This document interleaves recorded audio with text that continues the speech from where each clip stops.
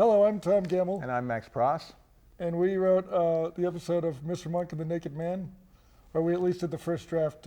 Andy and the rest of the writers polished it up and made it what you saw today. And it's the first and only episode of the show we've been involved with so far. Although we've known Breckman for a long time. We actually met Andy back in 1981. We were all at the David Letterman show late night, right when it started. And I actually remember one of the first jokes that got on the air that was written by a writer who wasn't Dave or Merrill Markoe, the creators, and it was Andy.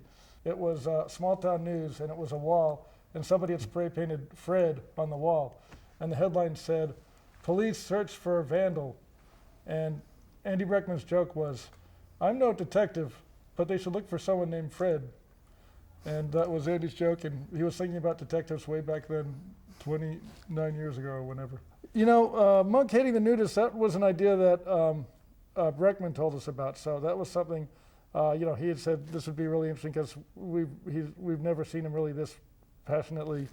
Yeah, and I know they were all really into that, like that big Lee J. Cobb scene at the end of 12 Angry Men. I think they thought, you've seen him afraid of things a lot on the show. He's kind of afraid of everything.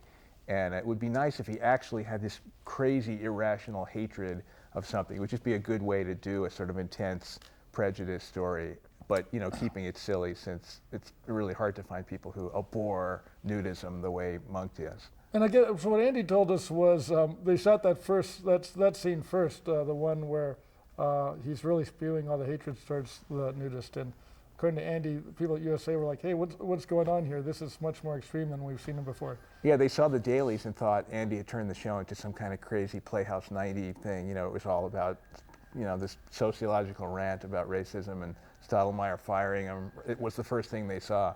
So they thought the show was really going off on a crazy tangent. For those of you under 60 watching this, Playhouse 90 was a popular show in the early days of TV.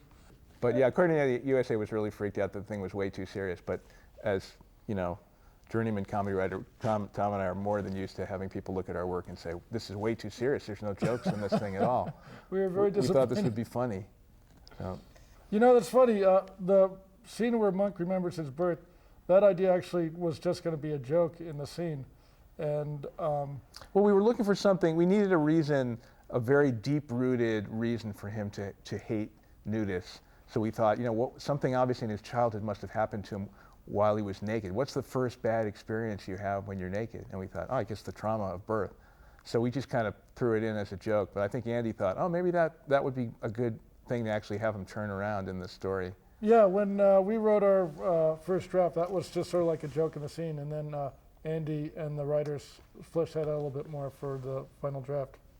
We had a lot of extra jokes that I think for very good reasons Andy left out of the final script. One thing we had was in the jail scene, we actually had also in the cell a skinhead, a Nazi guy who was also appalled hearing Monk make these racist comments. So he was even so much to appall the skinhead. Yeah, even the skinhead was sickened by Monk's prejudice. We also had a lot of, I think, visual jokes about Monk when he realizes he's got a problem trying to fight his fear and hatred of nudists he goes to like an art gallery and is looking at famous naked statues, trying to stare at their genitals without freaking out. And even the Coppertone, the little naked girl in the Coppertone ad kind of freaks him out. And yeah, he's in the park and he goes by a little girl in a stroller who's got a nude Barbie, and that freaked him out. And it was sort of kind of Simpson-y kind of things that didn't end up. We also had an idea that we were kicking around that we didn't put in, but one of the nudists being this shy lady with her hair in a bun, sort of a librarian type, and she's really kind of shy. And then once they have to put their clothes on at the courthouse, she becomes really sexy and confident and lets her hair down. It was the old switcheroo, we call it in the comedy world, but and there's a joke in the final scene with all the nudists. I can't even remember since I haven't seen the final show yet. I can't remember if Andy left it in where one of the nudists sees another nudist, because they had to get dressed to go to the meeting at City Hall, and goes like, "Oh, I don't recognize you with your clothes on. Is that you?" Where they right. There's more of that. The nudists actually couldn't recognize each other if they weren't naked. Yeah, we had more small talk in the trailer when Monk is caught in the closet and the guy drops a pencil. We had more stuff where they're talking about a beehive that's on the beach that they got to get rid of, and a bake-off, and should they be able to use pot holders or not, And there was a big discussion about just what kind of clothes. There's you a lot can more wear. of everything. Why the show didn't want to pay for another 30 days of shooting, I don't know, but just stick all our stuff in. But